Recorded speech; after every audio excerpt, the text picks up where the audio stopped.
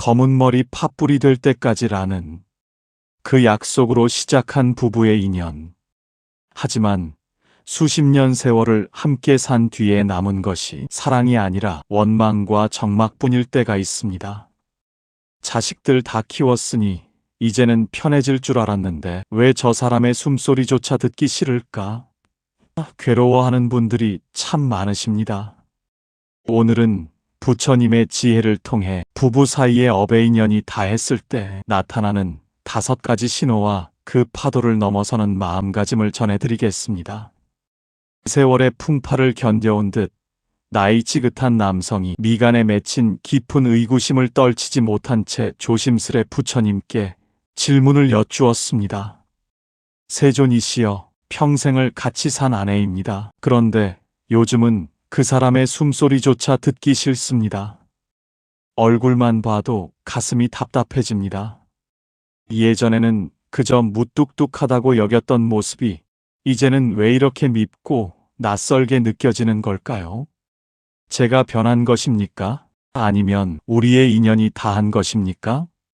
선남자여, 부부란 전생의 깊은 업으로 맺어진 거울과 같다.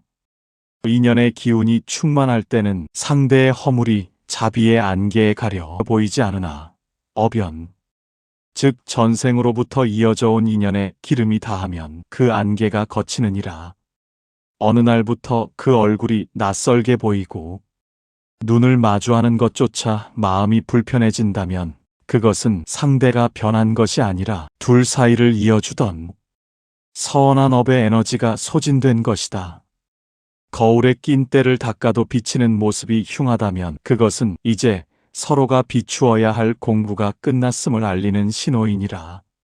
처음 만났을 때를 떠올려 보아라. 그때는 서로를 향한 마음이 가득 찬 등잔의 기름과 같았다. 기름이 넉넉하니 불꽃은 따스하고 그 불빛 아래서는 상대의 거친 피부도 서툰 말투도 그저 정겹고 아름답게만 보였느니라. 하지만 수십 년 세월을 살며 서로 상처 주고 원망하고 실망하는 사이에 그 아까운 기름이 조금씩 타서 없어져 버린 것이다.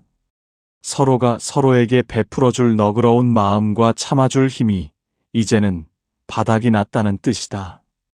기름이 다 마른 등잔은 아무리 불을 붙이려 애써도 연기만 나고 눈만 따가운 법이다.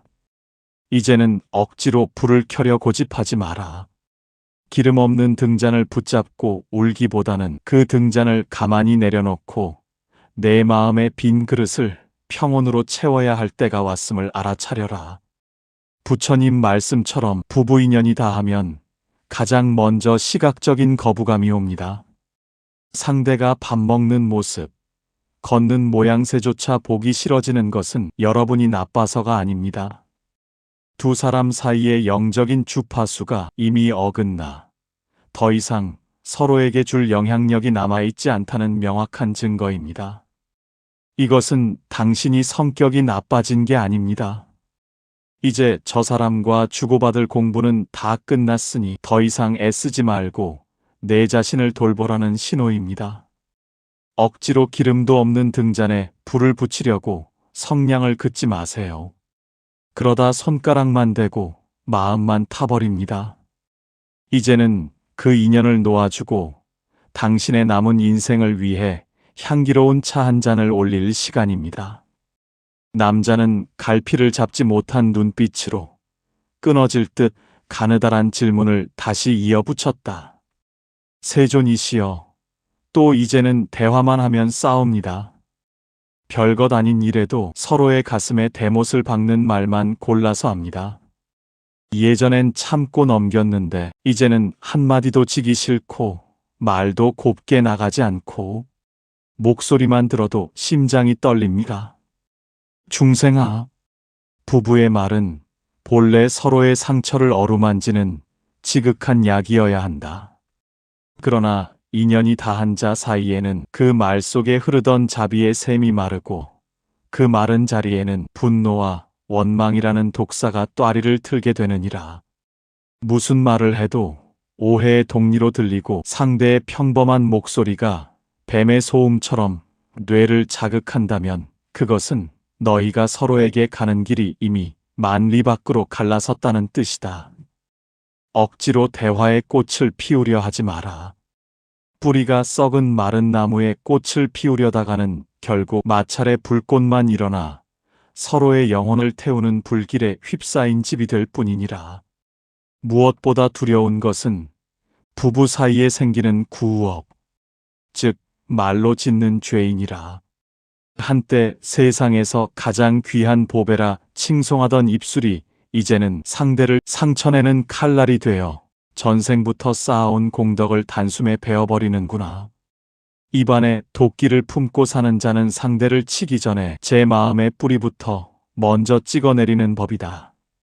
인연이 다했음을 알면서도 멈추지 않는 독한 말은 다음 생까지 이어질 질긴 악연의 씨앗을 심는 것임을 결코 잊지 마라.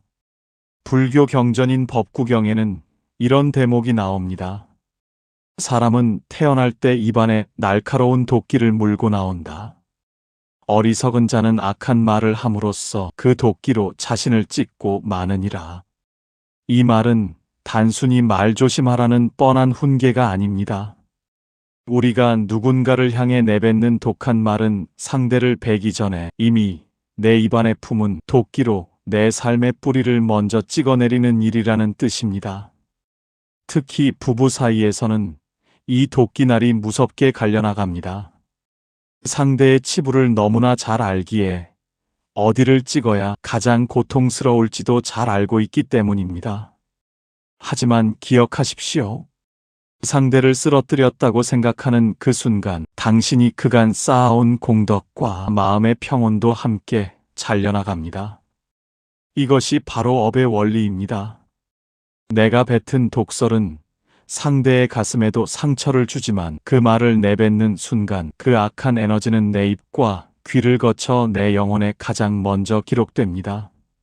상대를 해치려고 휘두른 도끼날에 결국은 내 발등이 찍히고 내 몸이 베이는 격입니다. 그 인연의 미천이 바닥나고 참아줄 힘이 다했을 때 나누는 대화는 소통이 아니라 말의 도끼질일 뿐입니다. 억지로 입을 열어 옳고 그름을 따지며 도끼를 휘두르지 마십시오. 만약 지금 억울함에 도끼를 휘두르고 싶다면 그 칼날이 결국 당신의 명치를 향하고 있음을 알아차려야 합니다. 입을 닫아 업의 고리를 끊어내는 것, 그것이야말로 내 영혼을 지키고 다음 생의 평안을 준비하는 수행의 길입니다. 남자는 한참을 침묵하며 입안에 도끼라는 말을 되새겼습니다. 이윽고 무거운 고개를 든 그가 낮게 가라앉은 목소리로 여쭈었습니다. 세존이시여, 집에 같이 있는 것이 고역입니다. 상대가 안방에 있으면 저는 거실로 피하게 되고 현관문 열리는 소리만 들어도 가슴이 덜컥 내려앉습니다. 집이 안식처가 아니라 감옥 같습니다. 중생아, 이 우주의 삼라만상은 그 성품과 기운이 응하는 것끼리 서로를 부르고 모여드는 법이다. 부부의 마음이 한 물줄기로 흐를 때는 그 맑은 기운이 서로의 생명을 살찌우는 감로수가 되지만 마음의 길이 어긋나 기운이 탁해지면 함께 숨 쉬는 것만으로도 서로의 등불을 꺼뜨리는 차가운 바람이 되느니라. 이미 마음의 길은 만리 밖으로 갈라졌는데 몸만 한 울타리에 가두어 두는 것은 흐르지 못한 물이고요. 결국에는 탁하게 썩어가는 것과 같으니라. 인연의 기운이 다했음에도 억지로 붙들고 있는 것은 서로를 보살피는 자비가 아니다. 그것은 도리어 가슴 속에 남은 마지막 좋은 기억마저 태워 없애는 일이며 서로의 남은 복덕을 소진시키는 일임을 깊이 새기거라. 부부의 기운이 조화로울 때는 좁은 방 한 칸도 극락이나 기운이 어긋나면 대궐 같은 집도 지옥이 된다. 억지로 한 이불을 덮고 한 식탁에 앉아 있는 것이 고통이라면 그것은 이제는 각자의 섬으로 돌아가라는 보이지 않는 법의 섭리임을 알아차려라. 불교에서는 모든 존재가 보이지 않는 인연의 그물로 서로 이어져 있다고 하였습니다. 한 마음이 흔들리면 그 떨림은 가까운 이에게 고스란히 전해집니다. 지금 두 사람의 마음은 더 이상 서로에게 쉼이 되지 못하고 가까이 있을수록 마음이 다치게 되는 상태에 이르렀습니다. 말을 하지 않아도 답답하고 눈을 마주치지 않아도 마음이 무거워지며 작은 말 한마디에도 깊은 상처가 남습니다. 이는 누구의 허물이라기보다 이미 두 마음의 결이 어긋나 서로를 편안케 하지 못하는 데서 비롯된 것입니다. 억지로 그 자리에 머물러 날마다 마음을 상하게 하는 것은 지혜로운 인연의 모습이 아닙니다. 부처님께서는 서로가 서로에게 괴로움이 될 때에는 잠시 물러남 또한 지혜라 하셨습니다. 각자의 자리로 돌아가 먼저 스스로의 마음을 돌보십시오. 거리를 두어 서로를 해치지 않는 것, 그것이 인연 안에서 남은 복을 지키는 길이니라. 남자는 한참 동안 자신의 발끝을 내려다보며 침묵을 지켰습니다. 이윽고 무거운 고개를 든 그가 낮게 가라앉은 목소리로 물었습니다. 예전엔 저 사람이 아프면 제 가슴이 먼저 아팠습니다. 그런데 이제는 아프다고 하면 짜증부터 납니다. 나도 아픈데 왜 저러나 싶고 그를 위해 끓이는 죽 한 그릇이 아깝게 느껴집니다. 한때 사랑했던 사람을 이토록 냉정하게 대하는 제 속마음을 어찌해야 할까요? 어리석은 자여, 자신을 탓하며 죄책감을 갖지 마라. 본래 참된 인연이란 대가를 바라지 않고 베푸는 무주상의 마음으로 이어지는 법이다. 내가 이만큼 주었으니 너도 이만큼 내놓으라는 계산이 없는 상태. 그것이 사랑의 본 모습이니라. 그러나 인연이 끝날 때가 되면 그 무주상의 마음을 지탱하던 자비의 기름이 마르게 된다. 상대를 위해 쓰는 돈과 시간이 아깝게 느껴지고 그동안 내가 손해보고 살았다는 억울함이 치솟는다면 그 인연은 이미 마침표를 찍은 것이다. 마음이 떠난 자리에 의무만 남겨두는 것은 서로에게 새로운 죄업을 짓는 일이니라. 아까운 마음이 드는 것은 내 영혼이 이미 상대와 남남이 되었음을 스스로 선포하는 것이니 억지로 마음을 짜내려 애쓰지 마라. 불교에서 말하는 무주상보시처럼 사랑도 집착 없이 바람 없이 줄 때가 가장 아름답습니다. 하지만 상대에게 끓여주는 죽 한 그릇이 아깝게 느껴지고 측은지심이 사라졌다면 당신의 마음 곳간에 더 이상 내어줄 것이 없다는 신호입니다. 무주상의 사랑이 끝난 자리에 계산과 원망만 남았다면 그 인연은 이미 유통기한을 다한 것입니다. 정 때문에 산다고 하지만 그 정마저 무거운 짐으로 바뀌었다면 더 이상 서로에게 덕이 되지 않습니다.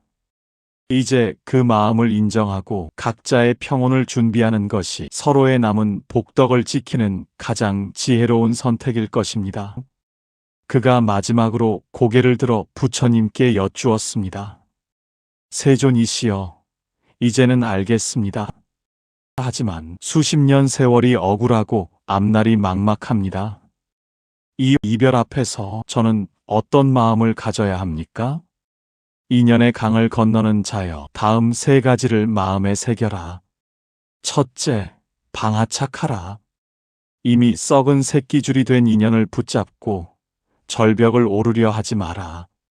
피를 흘리며 붙들고 있던 그 손을 놓아야만 비로소 새로운 지팡이를 짚고 당신만의 평온한 길을 걸어갈 수 있느니라. 둘째, 무주상하라. 내가 이만큼 미천을 들였으니 본전을 찾아 나가야 한다라는 그 억울함과 마음속의 빈 문서를 불태워버려야 내 영혼이 비로소 자유로워진다. 내가 준 것은 이미 강물에 흘려보낸 종이배와 같으니 그 공덕을 가슴에 품어 무거운 짐으로 만들지 말고 그 마음조차 깨끗이 비워내라. 셋째, 회자 정리를 받아들여라. 만나면 반드시 헤어지는 것이 우주에 거스를 수 없는 순리이며 계절이 바뀌면 꽃이 지는 것과 같은 이치다. 떠나는 인연을 미워하며 남은 생에 귀한 기력을 쓰지 말고 그저 내 인생이라는 큰 도화지에 그림 하나 그려주어 고마웠다라고 고요히 고개 숙여 배웅하라. 부처님의 가르침이 끝나자 법당 안에는 무거웠던 공기가 걷히고 서늘한 고요함이 내려앉았습니다. 남자는 한참 동안 바닥에 이마를 대고 엎드려 있었습니다. 그 시간은 지난 수십 년의 세월을 갈무리하고 마음속에 날카롭게 서 있던 도끼날을 스스로 녹여내는 의식과도 같았습니다. 이윽고 몸을 일으킨 남자의 얼굴은 아까와는 사뭇 달랐습니다. 억울함으로 붉게 충혈되었던 눈가에는 차분한 평온함이 서렸고 잔뜩 뻣뻣했던 어깨는 짐을 내려놓은 듯 가벼워 보였습니다. 그는 이제 상대를 원망하는 마음도 자신을 자책하는 마음도 들지 않았습니다.